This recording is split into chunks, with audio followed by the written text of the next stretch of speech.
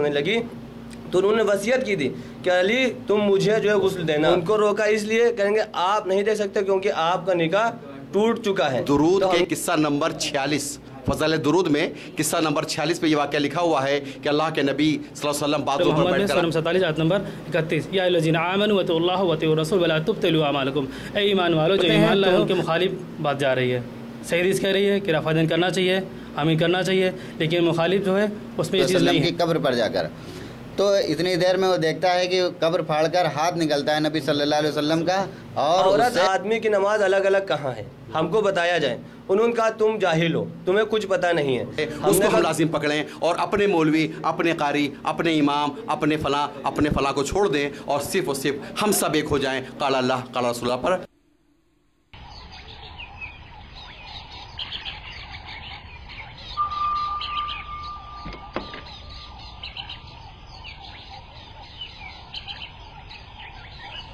کنوز الحسنات.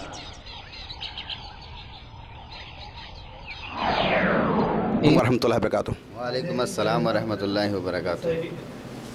آپ اپنا نام اور اپنا تعارف بیان فرما کہ آپ کہاں کے رہنے والے ہیں؟ میرا نام محمد خطیب ہے اور میں ملیح آباد کے پاس ایک گاؤں ہمیرہ پور ہے جہاں کا میں نواسی ہوں.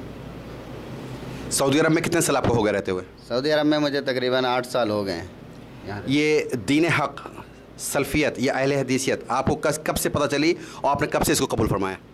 یہ تقریباً مجھے 4 سال پہلے پتہ چلی اور جب سے میں نے اس کو اختیار کیا اور جب سے میں اس پر قائم اور دائم ہوں. اہل حدیثیت کا پتہ آپ کو چلا, اس سے پہلے آپ کس مذہب پر قائم تھے؟ اس سے پہلے تو مجھے یہ بھی نہیں معلوم تھا کہ میں کس مذہب سے تعلق رکھتا ہوں, لیکن ماں باپ کے طرز عمل کو دیکھ کر میں سوچتا تھا یہی حق ہے اور اسی پر میں چلتا رہا, کیونکہ جیسے میرے باپ نماز پڑھتے تھے ویسے میں پڑھتا تھا اور میرے خاندان میں جیسی رسم و رواج پر جو عمل کیا جاتا تھا میں اسی کو دین سمجھتا تھا. اور یہاں آ جانے کے بعد جب میرا ایک دوست تھا عاطف جس کا نام ہے, اور اس سے جب میری ملاقات ہوئی تو اس نے کہا جس دین پر آج تک تم چلتے رہے باپ داداؤں کا دین تھا اور وہ دین محمد الرسول اللہ صلی اللہ علیہ وسلم کے طرز عمل پر نہیں ہے اور قرآن و حدیث کے خلاف ہے.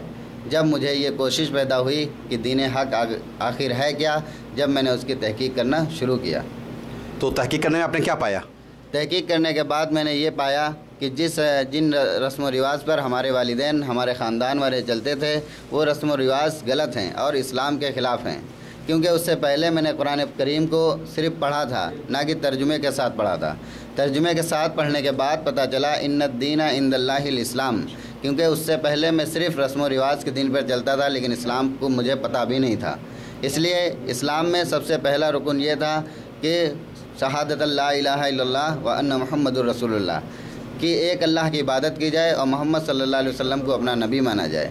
کلمہ تو ہم پڑھتے تھے لیکن کلمے کا معنی ہم نہیں جانتے تھے, اور جب کلمے کا معنی ہم نے جانا تب ہمیں یہ بھی سمجھ میں آیا کہ ہمیں نماز کیسے پڑھنی چاہیے, وضو کیسے کرنا چاہیے, غسل کیسے کرنا چاہیے. اس سے پہلے ہمیں کچھ نہیں معلوم. سابقہ مذہب جس میں پہلے آپ تھے اس میں ایسی کیا کمیاں یا خرابیاں تھی جس کی وجہ سے آپ نے اس کو چھوڑ دیا؟ ہمارے دوست نے جب ہم کو بتایا کہ جس دین پر تم ہو وہ دین صحیح نہیں ہے تو ہم نے سب سے پہلے اس سے پوچھا آخر اس میں کیا کمیاں ہیں. تو اس نے کہا کہ آمین رفع دین یا یہ سب تو بعد کی باتیں ہیں, یہ تو مسائل ہیں, لیکن سب سے اول چیز اس نے ہم کو یہ بتائی کہ جس دین پر تم چلتے ہو اس دین میں بھی وضو کیا جاتا ہے, لیکن کیا آپ مجھے وضو کا طریقہ بتا سکتے ہیں؟ جب میں نے اس کو طریقہ بتایا وضو کا تو اس نے کہا جو یہ گردن کا مسح آپ کر رہے ہیں تو کیا یہ گردن کا مسح کرنا جائز ہے یا کہیں سے ثابت ہے؟ جب ہم نے تحقیق کی کہ یہ تو جائز ہی نہیں ہے, یہ تو خلاف حدیث ہے, تب ہم نے جانا کہ سب سے بڑی تو کمی یہی ہے کہ جس شخص کا وضو نہیں تو اس کی نماز کیسی. سب سے بڑی کمی یہ پائی. اس کے بعد جب ہم نے یہ تحقیق کرنا شروع کیا کہ آخر چلو ہماری یہ چیز غلط ہے, لیکن معاشرے میں اتنے لوگ کام کر رہے ہیں, اتنے لوگ نمازیں پڑھ رہے ہیں, اتنے لوگ جو ہیں نماز کی دعوت دے رہے ہیں, لوگ کو اچھائی کی طرف بلا رہے ہیں, تو یہ بھی تو ایک اچھائی چیز ہے. تو اس نے ہم کو 2 چیزیں بتائیں, کہا معاشرے میں چلنے کے لیے صرف 2 چیزیں ہم آپ کو دکھاتے ہیں, اگر ان کے طریقے پر آپ چل سکتے ہیں تو آپ چلیے. تو ہم نے پوچھا وہ کون سی چیزیں ہیں؟ کہا ہمارے معاشرے میں سب سے اچھا طریقہ جس کے بارے میں بتایا جاتا ہے وہ فضائل اعمال ایک کتاب ہے، اس کے مطابق چلنے کے لیے بتایا جاتا ہے، اور ہماری عورتوں کو جو باتیں بتائی جاتی ہیں وہ ایک کتاب ہے بہشتی زیور۔ ہمارا دین جس پر تم چلتے تھے وہ دین صرف ان 2 کتابوں پر منحصر ہے، باقی اس کے علاوہ کہیں نہیں جاتا ہے۔ جب ہم نے کہا کہ آخر اس میں کیا کمیاں ہیں تو اس نے بتایا کہ آپ نے وہ واقعہ نہیں سنا ہے، میں آپ کو سناتا ہوں، کیونکہ آپ نے فضائل اعمال صرف سنی ہے لیکن پڑھی آج تک نہیں ہے، کہ ایک شخص ہوتا ہے وہ مدینہ منورہ جاتا ہے، یہ سورہ حج میں موجود ہے واقعہ۔ وہ جاتا ہے اور کچھ اشعار پڑھتا ہے نبی صلی اللہ علیہ وسلم کی قبر پر جا کر، تو اتنی دیر میں وہ دیکھتا ہے کہ قبر پھاڑ کر ہاتھ نکلتا ہے نبی صلی اللہ علیہ وسلم کا اور اس سے مصافحہ کرنے کے لیے۔ تو یہ بات جب اس نے ہم کو بتائی تو ہم نے کہا یہ بات نہیں ہوگی، تو اس نے کہا ہم آپ کو بتائیں گے۔ جب تحقیق کے ساتھ ہم نے دیکھی تو یہ بات ہم نے پائی۔ ہم نے کہا ایسا دین ہم ایسے دین پر کیسے چل سکتے ہیں جو صحابہ اکرام رضی اللہ عنہم، عثمان غنی رضی اللہ عنہ کو جب شہید کیا گیا اس وقت نبی کریم صلی اللہ علیہ وسلم نکل کر یا ان کا ہاتھ نکل کر نہیں آیا، اور حضرت ابو بکر رضی اللہ عنہ نے بعد میں وفات پائی، اللہ کے رسول صلی اللہ علیہ وسلم سے وہ جاتے تو ان سے مصافحہ کے لیے ہاتھ نہ نکلتا۔ تو یہ دین نہیں ہو سکتا ہے، یہ صرف ایک خرافات ہو سکتی ہے، دین اس کا نام نہیں ہو سکتا ہے۔ اس کے بعد جب ہم نے دوسری کتاب کی طرف دیکھا تو اس نے بتایا اب دوسری کتاب کی طرف آؤ۔ جب ہم نے بہشتی زیور کے بارے میں سنا تو اس میں وضو کا طریقہ، نماز کا طریقہ، غسل کا طریقہ، اس میں ہم نے خلاف حدیث دیکھا، تو ہم نے کہا ہم اس مذہب کو نہیں اپنا سکتے ہیں، اور اس دن سے ہم نے قرآن و سنت کو اپنانا شروع کر دیا۔ جزاک اللہ خیر، اللہ تعالیٰ آپ کو ثابت قدم رکھے۔ جب سے آپ اہل حدیث ہوئے ہیں اس کے بعد سے آپ نے آپ کے گھر والوں میں یا آپ کے دوستوں میں سے کچھ لوگ آپ کے ساتھ جڑے ہیں جنہوں نے دعوت حق کو قبول کیا ہو؟ جی، کیونکہ جو ہے جب میں اہل حدیث ہوا، اور اللہ کا شکر یہ بھی ہے کہ میرے خاندان میں کوئی بریلوی نہیں تھا، اور میری جو بستی ہے وہ زیادہ تر دیوبندیوں کی ہے۔ جب میں نے اپنے گھر والوں کو یہ تعلیم دی کہ جس کتاب کی تعلیم آپ حاصل کر رہے ہیں، جس کے پیچھے آپ چل رہے ہیں، کاش کہ آپ اس کو دیکھتے، جب انہوں نے دیکھا تو انہوں نے بھی توبہ کیا۔ الحمدللہ آج ہمارے گاؤں میں تقریباً بہت سارے اہل حدیث ہیں، اور آج بھی ایک مسجد بھی قائم ہو چکی ہے، اور الحمدللہ وہاں دعوت کا کام بہت تیزی سے ہو رہا ہے، اللہ کا شکر ہے۔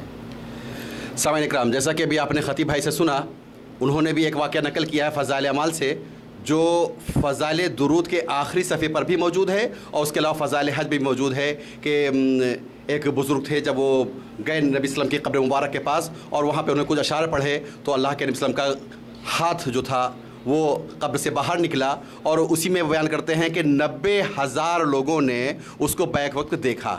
اس طرح کے جھوٹی اور فضول کی باتیں اور بدعقیدہ باتیں، اے اللہ کے بندو، اے مسلمانوں، ذرا تم بھی غور کرو، ان واقعات کو دیکھو، اگر یہ موجود ہیں جیسا کہ خطیب بھائی نے بتایا کہ یہ اسلام نہیں ہو سکتا ہے، یہ دین نہیں ہو سکتا ہے۔ جب اللہ کے نبی صلی اللہ علیہ وسلم اپنے داماد حضرت عثمان غنی کی حفاظت کرنے کے لیے، ان کی مدد کرنے کے لیے ہاتھ باہر نہیں نکال سکتے ہیں، اور حضرت ابو بکر صدیق رضی اللہ عنہ سے مصافحے کے لیے ہاتھ نہیں نکال سکتے، جیسے خطیب بھائی نے آپ کو بتایا ہے، تو پھر وہ کسی بزرگ کے لیے مصافحے کے لیے ہاتھ کیسے نکال سکتے ہیں؟ اس طرح کی خرافاتوں سے بچیں اور توبہ کریں، اور جو دین حق ہے، جو سلفیت ہے، جو صحابہ کرام کا صحیح منہج ہے، وہ ہے قرآن اور حدیث۔ اے اللہ کے بندوں، ان واقعات کو اپنی آنکھوں سے دیکھ لو، اور پھر دیکھنے کے بعد جیسے کہ ان اخوان نے توبہ کی ہے، آپ بھی توبہ کر لو اور آ جاؤ۔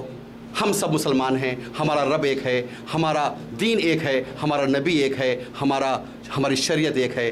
ہم کیوں بٹے ہوئے ہیں؟ ہم سب سلف صالحین کے منہج پر آ جائیں، ہم سب صحابہ کرام کے منہج پر آ جائیں۔ جو دین صحابہ کرام کے زمانے میں تھا اس کو ہم بھی مان لیں، اور جو دین صحابہ کے زمانے میں نہیں تھا اس کو ہم لوگ چھوڑ دیں۔ وآخر دعوانا الحمدللہ رب العالمین۔